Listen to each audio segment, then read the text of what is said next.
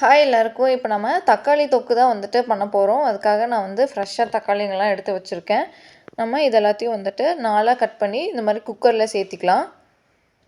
தக்காளியெல்லாம் நல்லா கட் பண்ணதுக்கப்புறம் தேவையான அளவுக்கு வரமிளகாய், கல் உப்பு சேர்த்தி நம்ம க்ளோஸ் பண்ணி ஒரு 3 விசில் விட்டுறலாம். இஞ்சி பூண்டும் எடுத்துருக்கேங்க.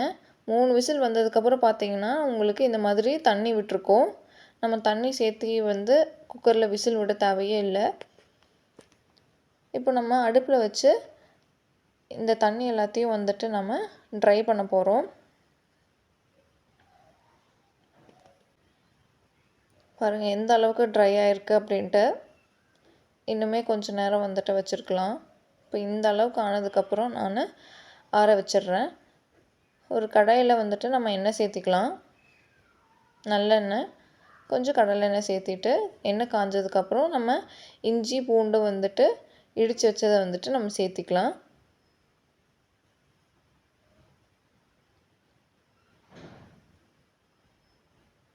கலர் மாறினதுக்கப்புறம் நம்ம அந்த தக்காளியை நல்லா அரைச்சிட்டு அந்த தக்காளியும் வந்துட்டு நம்ம உள்ளே சேர்த்திக்கலாம்.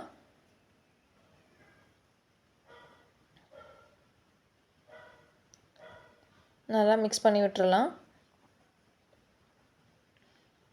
இந்த ஸ்டேஜில் உங்களுக்கு உப்பு பத்தலை அப்படின்னா நம்ம உப்பு கூட வந்து சேர்த்திக்கலாம். நல்லா வந்து மிக்ஸ் பண்ணி விட்டுறலாம்.